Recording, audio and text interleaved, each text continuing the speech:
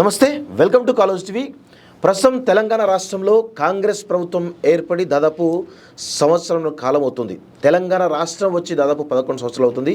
June 2వ తారీఖు నాడు కాంగ్రెస్ ప్రభుత్వ హయాంలో రెండోసారి చాలా ఘనంగా వేడుకలకు కాంగ్రెస్ పార్టీ ప్రభుత్వం సిద్ధమవుతోంది. ఈ క్రమంలో కాంగ్రెస్ పార్టీ ప్రభుత్వం వచ్చిన తర్వాత ఉద్యమకారులకు, ముఖ్యంగా ఉస్మానియా యూనివర్సిటీలో చాలా పెద్ద ఎత్తున ఉద్యమం చేసినటువంటి నాయకులు కావచ్చు, లేకపోతే ఉద్యమకారులకు కాంగ్రెస్ పార్టీలో ఎలాంటి స్థానం వచ్చింది, నిజంగా వారికి అవకాశాలు వచ్చే అవకాశం ఉందా లేదా, ఈ కోణంలో మనతో పాటు మాట్లాడడానికి కాంగ్రెస్ పార్టీ సీనియర్ నాయకులు పున్నా కైలాష్ గారు మనతో పాటు, వారిని అడిగి చాలా విషయాలు తెలుసుకునే ప్రయత్నిద్దాం. అన్న నమస్తే. నమస్కారం సీనన్న, ఎలా ఉన్నారన్న? తెలంగాణ ఉద్యమంలో మీ పాత్ర చాలా చరిత్రలో లిఖించదగినటువంటి పాత్ర ఇది. దాదాపు 11 సంవత్సరాలుగా మీరు అనేక అవకాశాల కోసం ఎదురు చూస్తున్నారు. కాంగ్రెస్ పార్టీలో కూడా చాలా సీరియస్గా, సిన్సియర్గా మీరు పనిచేస్తూ ఉన్నారు. కాంగ్రెస్ ప్రభుత్వం ఏర్పడి దాదాపు 1.5 years దగ్గరికి వస్తూ ఉంది. జూన్ 2వ తారీఖు నాడు సెలబ్రేషన్ కూడా చేసుకోబోతున్నాం. ఈ ప్రభుత్వంలో రెండోసారి. ఈ క్రమంలో ఉద్యమకారులకు, ముఖ్యంగా ఉస్మానియా యూనివర్సిటీలో కీలకంగా పనిచేసిన మీలాంటి ఉద్యమకారులకు నిజంగా స్థానం లభించింది అనుకోవచ్చా, గుర్తింపు లభిస్తుంది అనుకోవచ్చా? ముందుగా కాలేజీ ప్రేక్షకులకు మీకు నమస్కారం. థ్యాంక్ యూ అన్న. ఈ సమాజం కోసం, ఈ సమాజంలో ఉండబడేటువంటి పేదల కోసం, బడుగుల కోసం, బలహీన వర్గాల కోసం, ఉద్యమకారుల కోసం మీరు నిటారుగా నిలబడి తెలంగాణ ప్రజల ఆకాంక్షల మేరకు గత ప్రభుత్వం ఏం చేసిందో, ఈ ప్రభుత్వం ఏం చేయబోతుందో మీరు ప్రజల ముందు ఉంచుతూ ఉన్నారు. ముందుగా మీకు, ఎందుకంటే ఇది ఆషామాషి వ్యవహారం కాదు. అనేక ఛానళ్ళు అనేక సందర్భాల్లో సొంత డబ్బా కొట్టుకుంటారు. కానీ మీరు అట్లా కాకుండా ప్రభుత్వం తప్పు చేసినా, లేకపోతే గతంలో పాలకులు తప్పు చేసినా, ఈనాటి పాలకులను కూడా మీరు ప్రశ్నిస్తూ ఉన్నారు. నేను దాన్ని స్వాగతిస్తూ ఉన్నా. ఏది ఏమైనా ప్రజల వైపు అంతిమంగా నిలబడుతున్నటువంటి ఈ కాలేజీ టీవీ యొక్క పేరు ప్రఖ్యాతులు ఈ సమాజం అంతా గుర్తిస్తూ ఉంది. మీకు శుభాకాంక్షలు తెలుపుతూ, థ్యాంక్ యూ. ఒక ఉద్యమం అనేది ప్రజల యొక్క ఆకాంక్షల మేరకు కొనసాగాలి. అంతిమంగా ఆ ఫలితాలు అనేవి ప్రజలకే రావాలి. ఉద్యమకారులుగా మేము పోరాడినాం కాబట్టి మాకు కావాలి అని మేము అనుకోకూడదు. అది స్వార్థమవుతుంది. నిస్వార్థమైనటువంటి పోరాటం ఈ సమాజంలో చూసాం. ఒక నక్సలైట్లు సమాజం కోసం బలిదానం చేశారు. కవులు, కళాకారులు, మేధావులు, పత్రికల్లో పనిచేసిన వాళ్ళు, స్వతంత్రంలో పోరాటం చేసిన వారు, నిజాంకు వ్యతిరేకంగా పోరాటం చేసిన వాళ్ళు, వీళ్ళంతా తాము ఏం ఆశించి చేయలేదు. సమాజ హితం కోసం ఈ ప్రజల ఏవైతే ఆశించి ఆ రోజు ఈ నాయకులని, ఈ యొక్క ఉద్యమకారులని నెత్తులెత్తుకున్నారో ఆ ఆకాంక్షలు నెరవేరాలని మనం కోరుకోవాలి. అందులో నేను కూడా ఒక ఉద్యమకారునిగా, తెలంగాణ రాష్ట్రం 60 సంవత్సరాల కళ, ఇది అస్తిత్వ పోరాటం, ఆత్మగౌరవ పోరాటం, అణగారిన వర్గాల కోసం తెలంగాణ రావాలని మేము కోరుకున్న వాళ్ళలో ఉస్మాన్ యూనివర్సిటీలో ఒక PhD చేసిన రీసెర్చ్ స్కాలర్గా తెలంగాణ రాష్ట్రాన్ని కోరుకొని, గతంలో అనేక మంది అమరులయ్యారు, తెలంగాణ రాలేదు. కానీ ఈ దఫాలో ఔరేక్ పక్క ఏమంటారు చూసిన ఔరేక్ డక్క, ఈసారి తెలంగాణ పక్క అని చెప్పేసి నినాదంతో ముందుకు పోయి విద్యార్థి నాయకుడిగా తెలంగాణ సమాజ హితం కోసం, తెలంగాణ ఉద్యోగాల కోసం, నీళ్ళ కోసం, నిద్ర కోసం కొట్లాడి సక్సెస్ అయినటువంటి ఒక ఉద్యమకారుడిగా ఈ రాష్ట్రం సాధించుకున్నందుకు ఆత్మసంతృప్తినిచ్చింది. అంతిమంగా ఒక తెలంగాణ రాష్ట్ర వ్యవహారం ఆషామాషి కాదు. దీన్ని ఏర్పాటు చేయాలంటే ఎన్నో కష్టాలు, ఎన్నో పోరాటాలు, ఇవన్నీ గుర్తించింది శ్రీమతి సోనియా గాంధీ గారు. కాబట్టి మేము కాంగ్రెస్ వైపు అడుగులేసినాం. ఒక వ్యక్తిగా నేను ఆలోచన చేసిన, ఇవాళ అనేక మంది అనేక పోరాటాలు చేసినా సక్సెస్ కారు, కానీ లక్ష్యం అయితే నిలబడ్డది. ఆ లక్ష్యాన్ని మరి కాంగ్రెస్ పార్టీ గౌరవించి ఈ సమాజ హితం కోసం, తెలంగాణ ప్రజల యొక్క ఆత్మగౌరవం కోసం అంతిమంగా రాష్ట్రం ఇవ్వాలనే ఆలోచన చేసి శ్రీమతి సోనియా గాంధీ పార్టీ నష్టపోతున్నా తెలంగాణ రాష్ట్రం ఇచ్చింది. కాబట్టి ఆ అమ్మక్క రుణం తీసుకోవాలని కాంగ్రెస్ వైపు అడుగులేసి 2014 మార్చి 7వ తారీఖున కాంగ్రెస్ పార్టీలో చేరిన. గతం నుంచి కూడా నేను కాంగ్రెస్ పార్టీ సింపథైజర్ని. మరి 10 సంవత్సరాలలో ఉద్యమకారులకు మీరు ఏం జరిగింది అనేటువంటి మాట మీరు అన్నారు. గడిచినటువంటి ప్రభుత్వంలో డెఫినెట్గా అన్యాయం జరిగింది. ఎందుకు? ఒక గద్దరన్న పాట పాడినా, ఓ సామాజిక న్యాయం కోసం మందకృష్ణ కొట్లాడినా, విద్యార్థి నాయకులుగా మేమందరం ఆ రోజు రాజారాం కానీ, పిడమర్తి రవి కానీ, బల్క సుమన్ కానీ, లేదా గాదర్ కిషోర్ కానీ, మరొకరు కానీ, నా మిత్రులు అందరూ ఉద్యమ సహచరులు మేమంతా, ఓ బాలలక్ష్మి కానీ, ఓ చారగొండ వెంకటేష్ కానీ, అదేవిధంగా చరణ్ కౌశిక్, లోకేష్ యాదవ్, రమేష్ ముదిరాజు, ఇట్లా చాలామంది చెమటోడ్చి ఉద్యమాన్ని ముందుకు తీసుకుపోయినాం. అయితే తెలంగాణ రాష్ట్రం రాగానే నాది పక్తు రాజకీయ పార్టీ అనడంతో ఆ రోజు పనిచేసినటువంటి కవులు, కళాకారులు, పాత్రికేయులు, మీ అసంటోళ్ళు గుండెలు వెలిపోయింది. ఎందుకంటే ఒక ఉద్యమ స్ఫూర్తితోటి, ఉద్యమ ఆకాంక్షల మేరకు ప్రభుత్వాన్ని నడుపుతుందని మేము ఆలోచించినాం. ముఖ్యమంత్రి. కానీ అవన్నీ పక్కకు పెట్టి తన కుటుంబాన్ని ముందుకు తీసుకొచ్చి రాష్ట్రంలో ఉండేటువంటి వనరులు మొత్తం తన సామాజిక వర్గానికి, తన చుట్టాలకు, బంధువులకు తోచిపెట్టి కాంట్రాక్టర్లందరూ ఆంధ్ర వాళ్ళకే ఇచ్చి అధికారులను ఆంధ్ర వాళ్ళనే ఉంచి వాళ్ళనే ముందుకు తీసుకొస్తవి. ఏ ప్రాజెక్టు కట్టినా ఆంధ్రలోనే తీసుకొస్తవి. సినిమా వాళ్ళని ఎలగొడతా, రామోజీ ఫిలిం సిటీ దుంతా అంటివి, అవి పక్కకు పెట్టినావు. అన్యాగ్రంథమైన భూములు తీసుకొస్తా మళ్ళీ పంచి పెడతా అంటివి, ఎక్కడ పోయినాయి? నాకు పిడికడ బియ్యం చాలు, కాపలా కుక్క అంటివి, దళితుని సీఎం చేస్తా అంటివి, అన్ని ఉద్యమకారులకు టికెట్ ఇస్తా అంటివి, ఎక్కడిచ్చినావు? ఎవరికి ఇచ్చినావు? ఏం చేసినావు? నీ జేబు సంస్థగా మార్చుకున్నావు తెలంగాణ ప్రజల తాగాలని. అందుకోసమే కేసీఆర్ని వ్యతిరేకించి కాంగ్రెస్ వైపు నిలబడ్డా, నిటారుగా నిలబడి నిజాయితీగా కాంగ్రెస్ పార్టీ ఆలోచనని, ఏ ఆకాంక్షల మేర తెలంగాణ రాష్ట్రం వచ్చిందో దానికి భిన్నంగా పరిపాలన చేస్తున్న కేసీఆర్కి వ్యతిరేకంగా నిరుద్యోగుల పక్షాన, అణగారిన వర్గాల పక్షాన, దళితుల పక్షాన, బలహీన వర్గాల పక్షాన, చేనేత కార్మికులకు ఆత్మహత్యలకు వ్యతిరేకంగా నిలబడినటువంటి ఓ సామాన్య బిడ్డ ఇవాళ ఉద్యమకారుడిగా సమాజం గుర్తించింది. అటువంటి ఆత్మసంతృప్తిని ఇచ్చింది కాబట్టి సంతోషాలు. కానీ ఇక్కడ విషయం ఏంటంటే, ఒక తెలంగాణ ఉద్యమంలో విద్యార్థి నాయకులుగా ముందు వరుసలో ఉన్నారు వీరు. చాలా త్యాగాలు చేశారు, అనేకమైన కేసులు, జైళ్ళ పాలైన విషయం తెలుస్తూ ఉంది. ఈ క్రమంలో తెలంగాణ అభివృద్ధి చేయాలంటే ఖచ్చితంగా మీలాంటి వాళ్ళు, ఎందుకంటే మీరు ముందు వరుసలో ఉన్నారు కాబట్టి మీరు ఆ నాయకత్వం వహిస్తే ఇక్కడ చాలా సమస్యలకు పరిష్కారం లభిస్తుంది. కానీ ఈ క్రమంలో కాంగ్రెస్ పార్టీ 2014లో కానీ 2018లో కానీ మొన్న కానీ పున్నా కైలాష్ నేతకు తీవ్రమైనటువంటి అన్యాయం చేసిందనే ఒక వాదన వినిపిస్తోంది. దీన్ని మీరు ఎట్లా సమర్థించుకుంటారు? సార్, ఒకటి, కాంగ్రెస్ పార్టీ ఉద్యమ పార్టీ కాదు, రాజకీయ పార్టీ. ఓకే.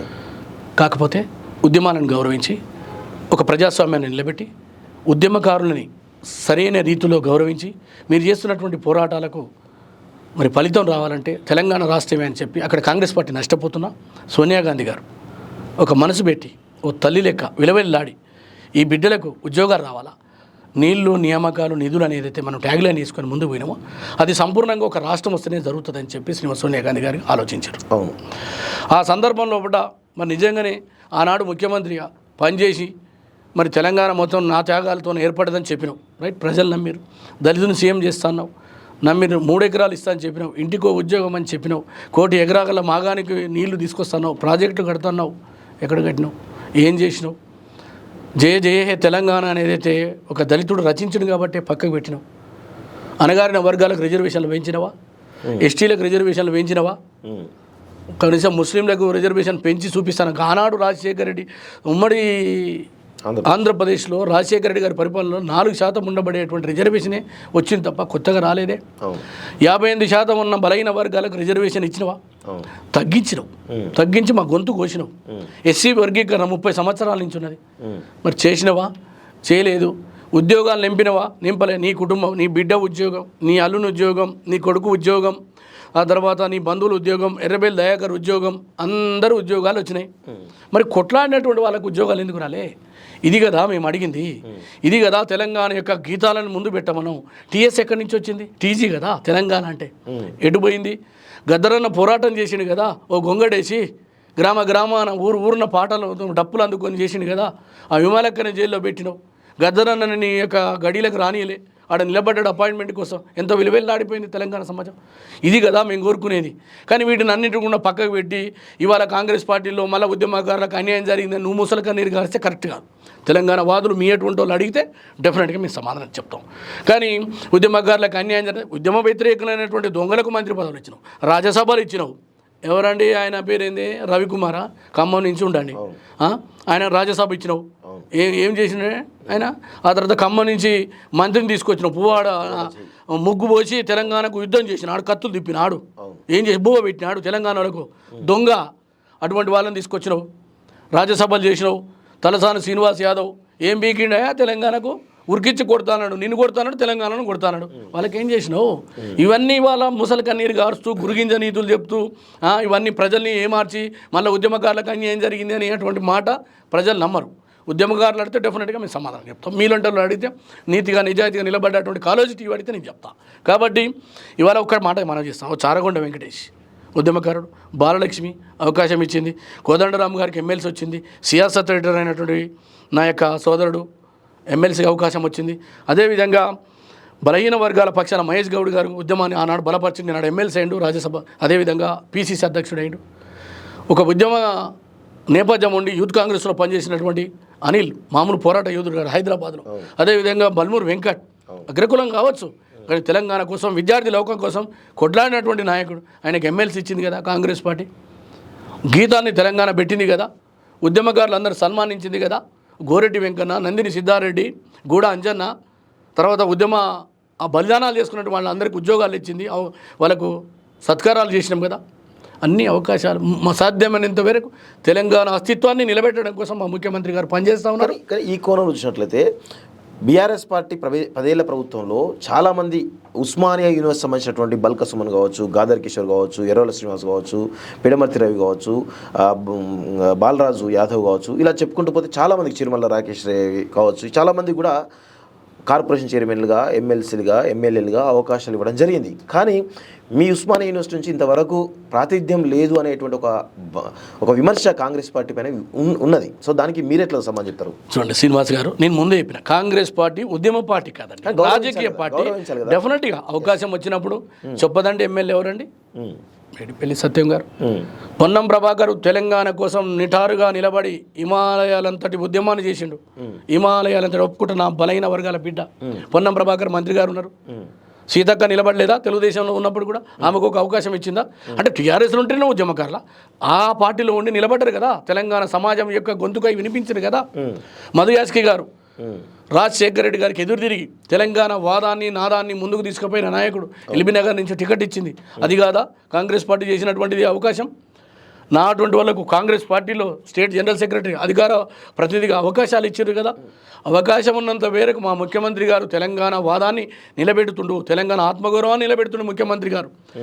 కానీ ఉద్యమ ముసుగులో ఉద్యమ త్యాగాలను అన్నిటి తన త్యాగాలుగా, తన కుటుంబ త్యాగాలుగా చెప్పబడుతున్నటువంటి కేసీఆర్ ఏమో ఇయ్యడు, ఒక రాజకీయ పార్టీ ఇయ్యలేదని మనం కోరుకోవడం ఎంతవరకు కరెక్ట్? కాబట్టి ఇది రాజకీయ పార్టీ డెఫినెట్గా. కానీ అవకాశం ఉన్నంత మేరకు వాళ్ళకి ఎక్కడైతే ఎమ్మెల్సీలుగా, ఎమ్మెల్యేలుగా, రాజకీయ పదవులలో వీసీలలో అవకాశాలు కూడా ఇచ్చిందండి. తెలంగాణ వాదాన్ని బలపడి ఎక్కడైనా 100 ఏళ్ల ఉస్మానియా చరిత్రలో ఒక మాదిగ సామాజిక వర్గాన్ని ఇవాళ వీసీగా నియమించినండి ముఖ్యమంత్రి గారు. అది కదా గొప్పతనం. ఉద్యమాన్ని బలపరిచినటువంటి నా హైయర్ ఎడ్యుకేషన్లో ఉన్నాడండి ఇలా వైస్ ప్రెసిడెంట్ ఇవాళ ఎవరైతే ఉన్నారో నా సోదరుడు వాళ్ళు కదా. కోదండరామ్ గారు ఎమ్మెల్సీగా ఉన్నారు, అది కాదా ముఖ్యం? సో ఇవాళ అంబేద్కర్ ఓపెన్ యూనివర్సిటీ వీసీ ఎవరండి? గంటా చక్రం ఉద్యమకారుడు, ఉద్యమం కోసం పనిచేసినటువంటి నాయకుడు. సో ఇట్లా మనం చెప్పుకుంటూ పోతే కమిషన్లలో ఉన్నారు, బాలలక్ష్మి ఉన్నారు కదా. అదేవిధంగా ఎస్సీకి సంబంధించినటువంటి దాంట్లో క్షమించాలి ఎస్సీ లేదు. ఆ తర్వాత విద్యా కమిషన్లో చారగొండ వెంకటేష్ గారు ఉన్నారు. అదేవిధంగా పుయ్యల్ విశ్వేశ్వరరావు గారు కమిషన్ మెంబర్. రైతు కమిషన్లో భవానీ రెడ్డి. ఎక్కడ అన్యాయం జరిగింది? కోదండరాం తెలంగాణ ఉద్యమాన్ని కోదండరెడ్డి అని ఆయన కూడా ఉద్యమాన్ని చేసిన, ఆయన చైర్మన్ చేసిండు కదా. అన్ని అవకాశం ఉన్నంత వరకు ముఖ్యమంత్రి గారు సర్దుబాటు చేస్తున్నారు. ఎందుకంటే చాలామంది ఉంటారు కదా శ్రీనివాస్ గారు, ఇందులో ఉద్దండులు ఉంటారు, భీష్మ పితామహులు ఉంటారు, కొండలు ఉంటాయి, ఆనకొండలు ఉంటాయి. ఇలా కాంగ్రెస్ పార్టీ ఏమో ఇప్పుడు ఎందుకంటే ఆయన కొత్తగా పార్టీ పెట్టారు కాబట్టి ఆయన ఓవర్ లేరు కాబట్టి తీసుకొచ్చి పెడతారు డెఫినెట్గా అవకాశం ఉన్నప్పుడు. ఈ కాంగ్రెస్ పార్టీలో పెద్ద భీష్మ పితామహులు ఉంటారు. కానీ రాహుల్ గాంధీ గారు 2014 కావచ్చు, 2018 కావచ్చు స్వయంగా ఉస్మానియా యూనివర్సిటీలో ఇంత పెద్ద ఎత్తున కొట్లాడినట్టు ముందు వరుసలో ఉన్నటువంటి వాళ్ళకు అవకాశాలు కల్పించాలని చెప్పేసి బలంగా చెప్పినప్పటికీ కూడా ఎందుకు స్థానిక నాయకత్వం ఎందుకో కొంత దూరం పెడుతున్నట్టు కనబడతా ఉంది. దీన్ని మీరు ఎట్లా సమర్థిస్తారు? అంటే ఇప్పుడు రాజకీయ పార్టీ అన్నప్పుడు అవతల రాజకీయ పార్టీని అప్పరాన్ని తీసుకోవాలని ప్లాన్ చేస్తాం. ఆ సందర్భంలో ఒకట డెఫినెట్గా అవకాశం ఉన్నట్టు ఇచ్చేటువంటి ప్రయత్నం చేసినాం. కానీ అంగబలం, అర్ధబలం ఇవన్నీ కూడా రాజకీయాల్లో అవసరమే, మనమేమి కాదని లేని సత్యం కదా. ఇప్పుడు మనము ఈ ఊకనే కెమెరా లేదు, కాలేజీ టీవీ లేదు కాబట్టి మనం ఏదైనా మాట్లాడవచ్చు అంటే అది ప్రజలు ఒప్పుకోరు. చూసే వాళ్ళకి తెలుసు, వినే వాళ్ళకి తెలుసు. ఇవాళ మీ ఛానల్ చూస్తున్న వాళ్ళకి కూడా తెలుసు డబ్బులు కావాలని. మరి విద్యార్థి నాయకులకు డబ్బులు ఉన్నాయా? డబ్బులు లేవు. కేసీఆర్ ఏంది అడ్డగోలే డబ్బులు సంపాదించిండు, భూములు కొట్టేసిండు కాబట్టి ఆయన డబ్బులు ఇచ్చి టికెట్లు ఇచ్చిండు. అటువంటి పరిస్థితి కాంగ్రెస్లో ఉండదు కదా. కాంగ్రెస్ పార్టీ జాతీయ నాయకత్వం అవకాశం ఉన్నంత మేరకు ఇచ్చేటువంటి ప్రయత్నం చేసినాము కాబట్టి భవిష్యత్తులో ఇస్తామని చెప్పినాం. ఈనాడు రేవంత్ రెడ్డి గారి నాయకత్వంలో ప్రజాపాలనలో ఒక్కొక్క అవకాశం వస్తూ ఉంది. యూనివర్సిటీ వీసీలుగా, కమిషన్ మెంబర్లుగా, ఎమ్మెల్సీలుగా, ఎమ్మెల్యేలుగా, కార్పొరేషన్ చైర్మన్లుగా అన్నీ ఒక్కొక్కటి అవకాశాలు వస్తూ ఉన్నాయి. కాబట్టి డెఫినెట్గా ముఖ్యమంత్రి గారు తెలంగాణ వాదాన్ని, తెలంగాణ అస్తిత్వాన్ని, తెలంగాణ ప్రజల ఆత్మగౌరవాన్ని కాపాడడానికి ప్రయత్నం జరుగుతుంది. మీ పైన అంటే మీ రాజకీయ భవిష్యత్తు వెనకబడడానికి లేకపోతే ఒక అడ్డుగోడ నిలవడానికి ఒక విమర్శ ఉంది. నల్గొండలో ఉన్నటువంటి రెడ్ల ఆధిపత్యమే ఈరోజు ముందు వరుసలో ఉన్నటువంటి పున్నా కైలాష్ నేత, తెలంగాణ ఉద్యమంలో చాలా కీలకంగా పాత్ర పోషించిన పున్నా కైలాష్ నేత ఎదగకపోవడానికి నల్గొండలో ఉన్నటువంటి ఒక రెడ్ల ఆధిపత్యమే ప్రధానమైనటువంటి అడ్డంకిగా మారిందనే ఒక విమర్శ బలంగా ఉంది. దీనికి మీరు ఎట్లా సమర్థిస్తారు, ఎట్లా దీన్ని కౌంటర్ ఇస్తారు? అసలు శ్రీనివాస్ గారు ఒక్క మాట మాత్రం, నల్గొండ జిల్లా రెడ్ల ఆధిపత్యంలో ఉంది, అందులో అనుమానం లేదు. భూములు వాళ్ళ చేతిలో ఉన్నాయి, పదవులు, బ్యూరోక్రాట్లు, ఆ తర్వాత రాజకీయ పార్టీలు అన్నీ వాళ్ళ చేతిలో ఉన్నాయి. అలాంటప్పుడు వాళ్ళతో కొట్లాడి మనం సాధించేది ఏం లేదు. రెండో విషయం, వాళ్ళు మనకు వ్యతిరేకమైన భావన కాకుండా అనేటువంటి భావన ఏదైతుందో అది నన్ను వ్యతిరేకిస్తా. ఎందుకంటే మన వర్గాలు చైతన్యం కావాలి, మన వర్గాలు కావాలని అడగాలి. ఇంట్లో కూర్చుంటే ఇది కూడా ఎవరు తెచ్చియ్యరు. నేను ఎమ్మెల్యే కావాలన్న షోకు ఉంటుంది కాబట్టి ఈరోజు ఈ స్థాయికి రాగలిగిన. సరే, టికెట్ వచ్చిందా రాలేదా వేరే విషయం, ఒక పేరు వరకు అయితే సంపాదించగలిగినాం. అంగబలం సంపాదించాలి, అర్ధబలం సంపాదించాలి, ప్రజల కోసం మనం పనిచేయాలి. మన జేబులో ఏ కాను ఉండదు. మనం మరి నాకు టికెట్ కావాలి, ఎమ్మెల్యేలు కావాలి, ఎంపీలు కావాలని బీసీలు, ఎస్సీలు, ఎస్టీలు కొట్లాడుతూ ఉంటారు. నేను ఏమంటున్నంటే అది తప్పు కాదు. ఈ వర్గాలు ఏకమైనప్పుడు నువ్వు పైసలు లేకుండా గెలుస్తావు, కానీ డబ్బు అనేటువంటి ప్రధానమైనటువంటి పాత్ర పోషిస్తావు. రెండో విషయం, నల్గొండ జిల్లాలో 100% వారి చేతిలో ఉన్నమాట వాస్తవం. అది మన చేతుల్లోకి రావాలంటే వాళ్ళతో స్నేహం చేయాలి, వాళ్ళతో కలిసి పోరాటం చేయాలి, అనివార్యమైన పరిస్థితులు కల్పిస్తే తప్ప మనకు అవకాశాలు. ఇక్కడ ఇంకొక ప్రధానమైన పాయింట్ ఏంటంటే, మీనాక్షి నటరాజన్ గారు చాలా సామాన్యమైనటువంటి నాయకురాలుగా ఆమె ఇన్ఛార్జిగా వచ్చినప్పుడు ట్రైన్లో వచ్చింది. పెద్ద హంగు ఆర్భటం లేకుండా సింపుల్గా వచ్చింది. ఆమెకి ఎలాంటి అంగబలం కానీ అర్ధబలం కానీ లేదు. కానీ జాతీయ కాంగ్రెస్ నాయకత్వం ఆమెకు చాలా కీలకమైనటువంటి ఒక అధికారంలో ఉన్నట్టు ఒక రాష్ట్రానికి ఇన్ఛార్జ్గా నియమించింది. సో ఈ బాటలో చూస్తే మరి మీలాంటి వాళ్ళకు కూడా గుర్తింపు ఇవ్వాల్సిందే కదా. ఎస్, డెఫినెట్గా మేము కూడా ఆశిస్తున్నాము. పోరాటం చేసి వచ్చినాము, కాంగ్రెస్ పార్టీ కోసం నిలబడ్డాం. 3 సార్లు ఎమ్మెల్యే టికెట్ అడిగినాం. తర్వాత మధ్యంతర ఎన్నికలు వచ్చినాయి మునుగోడులో. రాజగోపాల్ రెడ్డి గారు మా పార్టీ దాటిపోయినప్పుడు కూడా నేను పార్టీలో నిలబడ్డా, టికెట్ ఆశించిన. అప్పుడు శ్రవంతి గారికి ఇచ్చినారు, పల్లెరవి గారు పార్టీ మారిపోయారు. చలమల కృష్ణారెడ్డి గారు సాధారణ ఎన్నికల్లో ఉప ఎన్నికల్లో టికెట్ అడిగిన, అప్పటికప్పుడు వచ్చిండు, ఆయనకు టికెట్ ఇవ్వలేదు. సరే, ఒక ఈక్వేషన్, గోవర్ధన్ రెడ్డి బిడ్డ అని చెప్పేసి ఇవ్వడం జరిగింది. నాకు కూడా అన్ని అర్హతలు ఉన్నాయి, ఓ బలైన వర్గాల బిడ్డ, ఓ చేనేత కార్మికుని, కాంగ్రెస్ పార్టీ కోసం నిలబడ్డా. అయినా మాకు ఒక అవకాశం రాలేదు, అయినప్పుడు కూడా పార్టీ కోసం నిలబడ్డా. ఎస్, ఎందుకంటే మనము రాత్రి ఏదో అయిపోవాలని కలలు కనడం అనేది రాజకీయ పార్టీలలో మనం బంద్ చేసుకోవాలి. ఎవరమైనా మనం ఇది అయితాము, అది కాలేదు, తోటోడు అయిండు, బల్క సుమన్ అయిండు, గాదర్ కిషోర్ అయిండు, లేకపోతే ఎర్రోల సీన్ అయిండు, మనం కాలేదంటే అది మనకు టైం, అంతే టైం బాండు. అలా ఉన్న పార్టీల పరిస్థితి. ఇప్పుడు రాపోల ఆనంద్ భాస్కర్ గాంధీ భవన్కి సేవ చేసిండు, ఒక రాజ్యసభ వచ్చింది. యూత్ కాంగ్రెస్లో పనిచేసిన సోదరుడు అనిల్ కుమార్కు రాజ్యసభ వచ్చింది.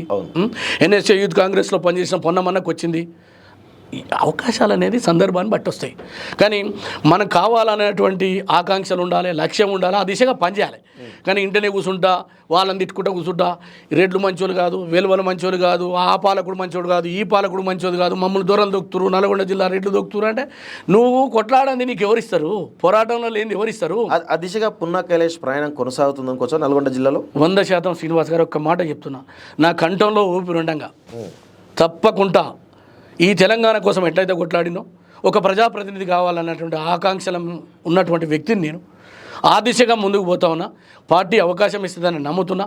మా జిల్లాలో ఉన్నటువంటి ఎవరైతే మీరు చెప్తా ఉన్నారో పెద్ద రెడ్లుగా, మా కోమటిరెడ్డి వెంకరెడ్డి అన్న, రాజగోపాల్ రెడ్డి అన్న, తర్వాత మా యువ నాయకుడు ఎంపీ రఘువీర్ రెడ్డి గారు, జానారెడ్డి గారు, అదే బిఎల్ఆర్ గారు, ఉత్తమ్ కుమార్ రెడ్డి గారు, మా పద్మమ్మ గారు, అదేవిధంగా బీర్ల ఐలయ్య గారు, మందుల శామ్యుల్ గారు, వీరేశం గారు, అందరూ నా వైపు నిలబడ్డారు. ఇప్పటికే పదవి రావాల్సి ఉండే రాలేదు అనేటువంటి సానుభూతి చూపిస్తున్నారు. ఆ సానుభూతి మేరకు రాష్ట్ర ముఖ్యమంత్రి గారు కష్టపడేటువంటి పార్టీలో కానీ ఉద్యమంలో కష్టపడేటువంటి మా పోటీ పేద వర్గాలకు తప్పకుండా అవకాశం ఇస్తారు. ఆ విశ్వాసంతో ముందుకు పోతున్నా. సరే, పదవుల కోసం నేను పుట్టలేదు, పదవే కావాలని నేను తిరగలేదు, కానీ లక్ష్యం అయితే ఆ దిశగా నేను పోతా ఉన్నా. 100% సాధిస్తానటువంటి నమ్మకం ఉంది. ఏది ఏమైనా కాంగ్రెస్ పార్టీ జెండా బట్టి ముందుకు పోయినటువంటి నాయకునిగా మీనాక్షి నటరాజన్ ఎవరైతే ఇవాళ మీరు చెప్పినో ఒక సామాన్యమైనటువంటి కుటుంబం నుంచి వచ్చి సామాన్యుల వైపు నిలబడతా ఉంది. అందుకోసమే 35 కార్పొరేషన్లు మీరు చూడండి, 30 మందికి సామాన్య మధ్యతరగతి ఏ బ్యాక్గ్రౌండ్ లేనటువంటి వాళ్ళ కార్పొరేషన్లు వచ్చినాయండి. అద్దంకి దయాకర్ ఒక ఉద్యమకారుడు 2 సార్లు పోటీ చేసిండు, ఆయనకు అవకాశం దొరికింది కదా. ఇది కదా కాంగ్రెస్ పార్టీ. విజయశాంతి గారు తెలంగాణ ఉద్యమ పోరాటాన్ని నడిపినటువంటి సోదరిమణి మహిళ, పేదల పక్షపాతిగా ఉన్నటువంటి ఆమెకు ఒక అవకాశం వచ్చింది. సో ఇట్లా అందరికి అవకాశం ఉన్న మేరకు సర్దుబాటు చేస్తారు. ఇప్పుడు ఒక గిన్నెలో కేజీ అన్నం ఉంది, 100 మంది ఉన్నాం, మరి ఇక కేజీ అన్నమే పంచుకోవాలా లేదా 10 మంది కడుపు నింపిన తర్వాత ఇంకా 90 మందికి అవకాశాలు వస్తాయి. ఇంకా 3.5 సంవత్సరాల పరిపాలన రేవంత్ రెడ్డి గారు అనేకమైనటువంటి కార్పొరేషన్లు ఉన్నాయి, కమిషన్లు ఉన్నాయి, ఎమ్మెల్సీలకు అవకాశాలు వస్తాయి, రాజ్యసభలకు వస్తాయి. అవకాశం ఉన్నంత మేరకు సర్దుబాటు చేసి ప్రజాపాలనతో విజయవంతంగా ముఖ్యమంత్రి గారు నడుపుతూ ఉన్నారు. వారి నాయకత్వంలో ఉద్యమకారులకు, పార్టీ కోసం కష్టపడే వాళ్ళకు మా అందరికీ అవకాశం ఇస్తారన్నటువంటి నమ్మకం, విశ్వాసం ముందుకు పోతా ఉంది.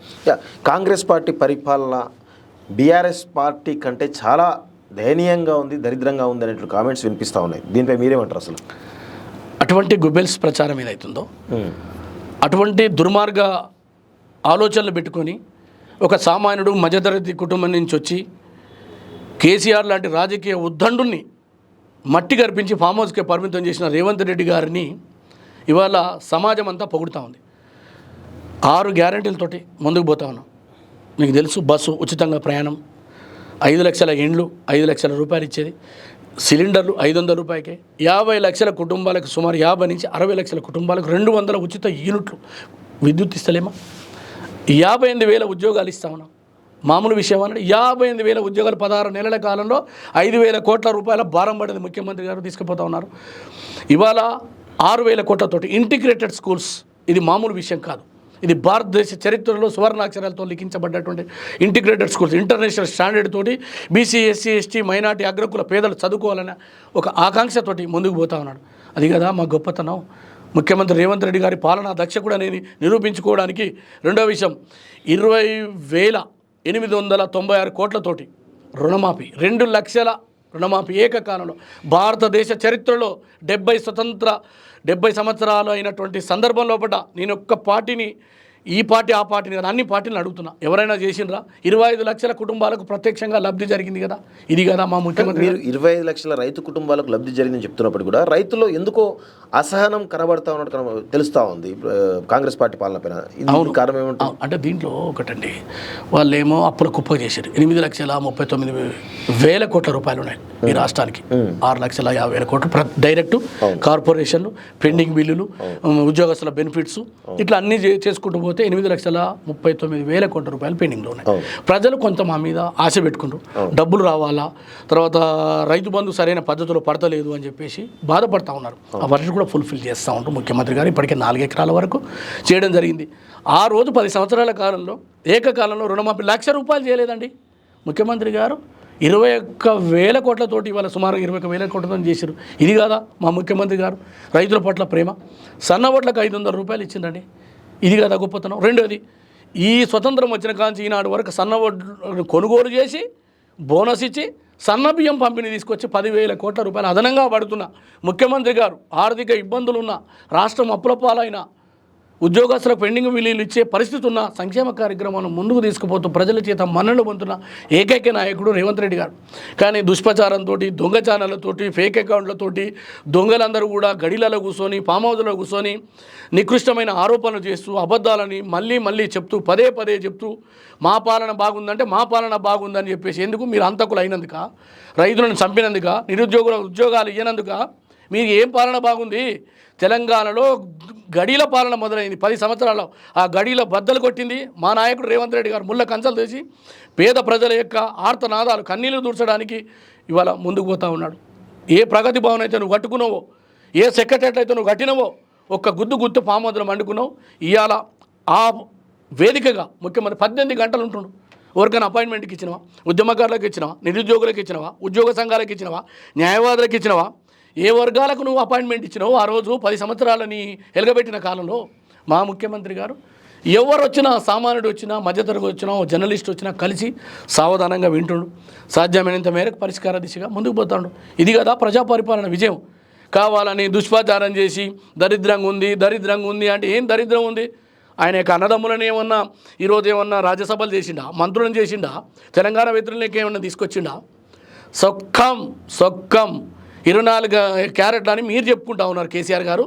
మీదంతా దొంగ బంగారం, కల్తీ బంగారం, ప్రజలు మీ దొంగ బంగారాన్ని నమ్మలేదు, మా ప్రజా పరిపాలనకు ఓటేసిరు కాబట్టి 3.5 సంవత్సరాలు ఓపిక పట్టుని ప్రజలను ఒప్పించి మరోసారి అధికారంలోకి వస్తారు రేవంత్ రెడ్డి గారి నాయకత్వం. ఈ కులగణన అనేటువంటి అంశం, జాతీయ కులగణన అనేటువంటి అంశం ఏదైతుందో రేపు రాబోయే రోజుల్లో ప్రధానంగా దేశవ్యాప్త చర్చ జరగబోతుంది.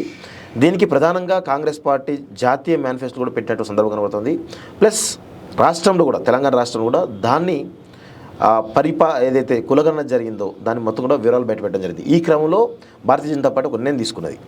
దీనిలో భారతీయ జనతా పార్టీ ఒక విషయం కూడా చెప్తోంది, కులగణన అనేది మీరు సరిగా చేయలేదు తెలంగాణ రాష్ట్రంలో, మేము చేసి చూపిస్తున్న జాతీయవ్యాప్తంగా చూడండి అని చెప్పేసి అంటూ ఉన్నారు. దీన్ని మీరు ఎట్లా సమర్థిస్తారు అసలు? చూడండి, ఈ రాష్ట్ర ముఖ్యమంత్రి రేవంత్ రెడ్డి గారు బలైన వర్గాలకు న్యాయం చేయాలా, ఇది మాటలతోనే కాదు చేతుల్లో కావాలి, అది చట్ట రూపంలో ఉండాలి. రాహుల్ గాంధీ గారు ఏదైతే కన్యాకుమారి నుంచి కాశ్మీర్ దాకా దాదాపు 4,000 కిలోమీటర్లు పేద ప్రజలు, మధ్యతరగతి వర్గాలు, వ్యాపారస్తులు, చిరు వ్యాపారస్తులు, దళితులు, బలైన వర్గాలు, అగ్రకుల పేదలు, అన్ని వర్గాల యొక్క బాధలు విన్న తర్వాతనే రాబోయే రోజుల్లో కులగణన చేస్తా. గడిచినటువంటి 10 సంవత్సరాలు, ఈనాటికి 11.5 సంవత్సరాలు అవుతుంది నరేంద్ర మోడీ గారు ఎక్కడ కూడా కులగణన చేయలేదు, బలైన వర్గాలకు రిజర్వేషన్లు పెంచలేదు, ఒక స్లాబ్ సిస్టంతో ఉన్నది. ఈబీసీ రిజర్వేషన్లు తెచ్చారు కానీ బలైన వర్గాలకు సంబంధించిన రిజర్వేషన్లు పెంచలేదు. ఆ రోజు శ్రీమతి సోనియా గాంధీ నాయకత్వంలో 27% ఐఐఎంలో కానీ ఐఐటీలో కానీ రిజర్వేషన్లు తీసుకొచ్చినాము. విపి సింగ్ గారు తీసుకొచ్చినటువంటి మండల్ కమిషన్ని అమలుపరిచి 27% విద్యా ఉద్యోగంలో అవకాశాలు కల్పించింది కాంగ్రెస్ పార్టీ. ఆ పరంపరని మళ్ళీ నేను కొనసాగిస్తా అని చెప్పి రాహుల్ గాంధీ గారు దేశ ప్రజల ముందు ఒక ఎజెండాను పెట్టాడు. కాబట్టి మా నాయకుడు పెట్టినటువంటి ఎజెండాని తూచా తప్పక రేవంత్ రెడ్డి గారు వచ్చినటువంటి వెంటనే కుల సర్వే పేరుతోటి ఈ దాదాపు 1,25,000 మందిని పెట్టి ప్రభుత్వ ఉద్యోగులని కంప్యూటర్ని చేస్తూ ఒక క్రమ పద్ధతిలో డెడికేషన్ కమిషన్ వేసి, బీసీ కమిషన్ వేసి, ప్రజల నుంచి వినతులు తీసుకొని సర్వేలు చేసి ఇంటింటికి పోయి చేసినటువంటి సర్వే ఈనాడు భారతీయ జనతా పార్టీని కదిలిచ్చింది. లేకపోతే భారతీయ జనతా పార్టీ గతంలో మీరు చూసిందో ఎన్ని స్టేట్మెంట్లు ఇచ్చిందో, ఇది తప్పు, ఇది మోసము, ఇది అబద్ధము, మేము ఇయ్యము. బీసీలకు వ్యతిరేకం కదా మొదటి నుంచి, దళిత వర్గాలకు వ్యతిరేకము, ముస్లింలకు వ్యతిరేకము, కేవలం వాళ్ళు మనువాదంతో ఈ దేశాన్ని ఏలాలన్నట్టు ఆలోచనని ఇవాళ ప్రేరేపితం చేసి బలైన వర్గాల యొక్క గణన చేయాలన్నటువంటి ఆలోచనని మా ముఖ్యమంత్రి గారు రేకెత్తించారు. కాబట్టి మా ఛాంపియన్, బీసీల ఛాంపియన్ రేవంత్ రెడ్డి గారు, రాహుల్ గాంధీ గారు. కాబట్టే అనివార్యమైనటువంటి పరిస్థితిలో ఈనాడు భారతీయ జనతా పార్టీ ఏదైతే కుల గణన చేస్తామని చెప్పిందో అది మా యొక్క విజయం, మా ముఖ్యమంత్రి గారి విజయం. రాబోయే రోజుల్లో 100% ఏ వర్గాలైతే కోల్పోయినటువంటి రాజ్యాధికారం, విద్య, వైద్య, ఉద్యోగం అన్ని అవకాశాలు కల్పించడానికి ఉపయోగపడేటువంటి ఒక పాశుపత అస్త్రమని నేను అనుకుంటా ఉన్నా. కాబట్టి మా యొక్క నాయకుడు ఒక సంకల్పంతో ముందుకు పోయిండు. ఉత్తమాటలు చెప్పి చేతులు దులుపుకోలే. 30 సంవత్సరాలు ఉన్నటువంటి వర్గీకరణ దళితులది, మాదిగ వర్గాల ఆత్మఘోష, అనేక మంది అమరులైరు, పోరాటం చేసారు. ఈ పోరాటానికి నాయకత్వం వహించినటువంటి ఒక మందకృష్ణని మీరు అడగండి. ఇవాళ సుప్రీంకోర్టులో ఇంప్లీడ్ అయి రాష్ట్ర ప్రభుత్వం వెంటనే కమిషన్ వేసి పూర్తి స్థాయి ఆధారాలతోటి, సాంకేతికపరమైనటువంటి ఆధారాలతోటి ఎస్సీ వర్గీకరణ చేసినాం. ఇది కదా మా సామాజిక న్యాయానికి. వీసీల నియామకాలలో ఎస్సీ, ఎస్టీ, బీసీలకు ప్రాధాన్యత ఇచ్చింది మా ముఖ్యమంత్రి రేవంత్ రెడ్డి గారు. ఇట్లా వందలు చేసిండు. సామాజిక న్యాయం అనేది నినాదానికే పరిమితమైంది బీజేపీ, బీఆర్ఎస్. ఆ నినాదాన్ని విధానంగా మార్చుకొని చట్టసభల్లో అవకాశాలు కల్పించడానికి రేవంత్ రెడ్డి గారు సకలం పనిచేస్తూ ఉన్నాడు. ఎన్ని ఇబ్బందులున్నా కానీ ఇన్ని విషయాలు చెప్తారు కాంగ్రెస్ పార్టీ చేసినట్టు పనుల గురించి. కానీ ఎందుకో ప్రజలలో ఆ చర్చను బలంగా తీసుకెళ్ళకపోవడంలో విఫలమవుతుంది అనే ఒక విమర్శ వినిపిస్తూ ఉంది. దీన్ని మీరేమంటారు అసలు? చూడండి, ఇప్పుడు వాస్తవంగా రిజర్వేషన్లు అనేటువంటి అంశం ఏంటంటే చదువుకున్న వాళ్ళు, మేధావులు, ఇటువంటి వాళ్ళకి అర్థమవుతుంది. సామాన్యులకు అసలు ఏం రిజర్వేషనో ఏందో అర్థం కాదండి. ఇప్పటికీ మనం మాట్లాడుకుంటే పేదవాళ్ళకు అయితే ఆ శాతం ఎక్కువ ఉంది కాబట్టి అది చర్చలోకి వస్తలేదు. రెండో విషయం, గతంలో చేసినటువంటి పాలకులు దీన్ని పూర్తిగా తొక్కిపెడుతూ లేని సమస్యలు సృష్టిస్తూ, ఇప్పుడేంది కవితకు ఉంది, ఆమె ఏందో కొత్త దుకాణం పెట్టింది. ఆనాడు బతుకమ్మ తెలంగాణతోనే ఆమె బతికింది. లిక్కర్ స్కామ్లో అడ్డంగా దొరికి మళ్ళీ దుకాణం పెట్టింది. మళ్ళీ ఇప్పుడు పూలే అనేటువంటిది మాట్లాడుతుంది. 10 సంవత్సరాలు గడ్డి వికిరా, పూలేది విగ్రహం పెడితే ఎవరన్నా వద్దన్నారా? మీ అయ్యనే కదా పరిపాలించింది. నేను అడుగుతా ఉన్నా, ఎవరన్నా వద్దన్నారా? రిజర్వేషన్లు 42% పెంచితే మిమ్మల్ని ఎవరన్నా వద్దన్నారా? కాదు కదా. రిజర్వేషన్ తగ్గించి స్థానిక సంస్థల ఎన్నికల్లో బీసీల గొంతు కోసింది మీరు కదా. ఈటల రాజేందర్ని ముడి మీద దాన్ని బయటికి పంపించింది మీరు కాదా. ఒక రాజయ్యని మాదిగ సామాజిక వర్గం చెందిన ఉప ముఖ్యమంత్రిని అకారణంగా తొలగించింది మీరు కాదా. అడ్డగోలు నిర్ణయాలతోటి మీ జేబు సంస్థగా తెలంగాణ ప్రభుత్వాన్ని రాచరిక పోకడలతోటి కుటుంబ పాలనతో నాశనం చేసి ఇవాళ సోషల్ మీడియాలో దొంగ ఖాతాలతోటి ఫేక్ అకౌంట్లతోటి సమాజాన్ని భ్రష్టు పట్టిస్తూ సమాజాన్ని తప్పుదోవ పట్టిస్తూ మీ లక్ష్యం కొరకు మీరు మళ్ళీ అధికారంలో రావాలా, మళ్ళీ ఫ్యూడల్ ప్రభువులు రావాలని మీరు కోరుకుంటారు. కానీ తెలంగాణ సమాజం పిచ్చి సమాజం కాదు, చాలా తెలివైన వాళ్ళు సరైన రీతిలో సరైన సమయంలో మీకు బుద్ధి చెప్తారు. చివరగా పున్నా కైలాష్ నేత రాజకీయ ప్రయాణం ఎలా ఉండబోతుంది భవిష్యత్తులో? ఇప్పుడు అవకాశం వచ్చే అవకాశం కనబడుతుంది మీకు అసలు? 100% శ్రీనివాస్ గారు. ఎందుకంటే ఈయన ఒక సామాన్య చేనేత కార్మిక కుటుంబంలో పుట్టిన, అందరేమో పద్మశాలి సామాజిక వర్గంలో పుట్టినప్పటికీ కూడా చాలామంది కొంతమందికి తెలియదు ఆ వృత్తి. కానీ మా నాయన మా అమ్మ చేనేత బిడ్డలుగా ఆ వృత్తి చేసిన వాళ్ళు. ఆ వృత్తి లేనప్పుడు మేము కూలీనాలు చేసుకుని బతికినటువంటి వాళ్ళం. సాంఘిక సంక్షేమ హాస్టల్లో ఉండి బలైన వర్గాలు దళిత వర్గాలతో కలిసి తిరిగిన వాడిగా, అన్ని వర్గాలతో స్నేహం చేసిన వాడిగా, ఈ సమాజం యొక్క ఎత్తుపల్లాలు చూసిన వాడిగా, విద్యార్థి ఉద్యమంలో పోరాటం చేసుకుంటూ ఉస్మాన్ యూనివర్సిటీకి ఒక రబ్బర్ చెప్పులతో వచ్చినటువంటి వాడిగా, ఆకలి బాధ పేదరికము దారిద్ర్యాన్ని అనుభవించినటువంటి కుటుంబం నుంచి వచ్చిన వాడిని నేను. నాకేమీ పెద్దగా బంగ్లాలు లేవు, మా నాయన మా తాత ఎంపీలు ఎవరు ఎమ్మెల్యేలు కాదు. మేము కాంగ్రెస్ పార్టీ సింపథైజర్గా ఉన్నా, మళ్ళీ కాంగ్రెస్ పార్టీలోనే సేవ చేస్తున్నా. అవకాశం ఉన్నంత మేరకు మా ముఖ్యమంత్రి గారు తప్పకుండా అవకాశం ఇస్తారనేటువంటి నమ్మకం విశ్వాసంతో ఉన్నటువంటి వాడిని. కానీ ఎమ్మెల్యే కావాలి ఎంపీ కావాలి అనేటువంటి దాంట్లోనే నేను లేను. లక్ష్యం కోసం పనిచేస్తున్నా, ఆ లక్ష్యం కావాలనేటువంటి ఆలోచనతో. కానీ కాకపోతే ఏమో అవుతుంది ఏదో అవుతుంది అనేటువంటి దాంట్లో లేను. రాజ కుటుంబం కాదు, రాజరికంలో ఉన్న వాళ్ళం కాదు, లేకపోతే ఈ సమాజాన్ని పాలించిన పాలకుల కులం కూడా కాదు మాది. ఓ పేద మధ్యతరగతి కులం వాళ్ళం. కాబట్టి అవకాశం ఉన్నంత మేరకు పార్టీ ఏ పని చెప్పినా చేసిన వాడిని, నీతిగా నిజాయితీగా నిఖార్చుగా పనిచేసిన వాడిని. తప్పకుండా మా మహేష్ గౌడ్ గారు పిసిసి అధ్యక్షులుగా ఉన్నారు, నటరాజన్ గారు ఉన్నారు, అదేవిధంగా రాష్ట్ర ముఖ్యమంత్రి గారు మా బాధ తెలిసిన వాడు, అవకాశం ఇస్తారని నేను నమ్ముతున్నా, ఆ విశ్వాసంతో ఉన్నా. వచ్చినా రాకున్నా కాంగ్రెస్ పార్టీని జెండా ఎత్తేదే ప్రజల్లో నిలబడేది. ఓకే అన్న, thank you, all the best. So ఇది మొత్తానికైతే తెలంగాణ కాంగ్రెస్ పార్టీలో, ముఖ్యంగా కాంగ్రెస్ పార్టీ ప్రభుత్వంలో ఏ విధంగా పనిచేస్తూ ఉంది, అదేవిధంగా రాబోయే కాలంలో పదవులు నిజంగా ఉద్యమకారులకే కాంగ్రెస్ పార్టీ కోసం పనిచేసిన వాళ్ళకే వస్తున్నాయి రాబోతున్న కోణంలో పున్నా కైలాష్ నేత గారు చాలా వివరంగా చెప్పడం జరిగింది. చూస్తున్నాండి వారి అవకాశాలు నిజంగా ఏ విధంగా వస్తాయో మరికొద్ది రోజులు తెలిసే అవకాశం అయితే కనబడుతూ ఉంది. ఇలాంటి ఉద్యమకారులకు కూడా నిజంగా అవకాశాలు రావాల్సిన అవసరం అయితే ఉంది. ఎందుకంటే తెలంగాణ ఉద్యమంలో నేను చూసిన మొదటి తరం అంటే మళ్ళీ దశ ఉద్యమం స్టార్ట్ అయినప్పుడు ముందు వరుసలో ఉండి కొట్లాడి అనేకమైన కేసులు, వందలాది కేసులు, నెల రోజుల పాటు జైలు జీవితం గడిపినటువంటి ముందు వరుసలో ఉన్నటువంటి ముఖ్యమైనటువంటి నాయకుల్లో పున్నా కైలాష్ నేత గారు ఒకరు. సో వారికి కూడా ఇలాంటి అవకాశాలు రావాలి, కాంగ్రెస్ పార్టీ ఆ దిశగా గుర్తించాలని చెప్పేసి కూడా మేము కోరుతాను. చూస్తున్నాండి college TV. Thank you very much.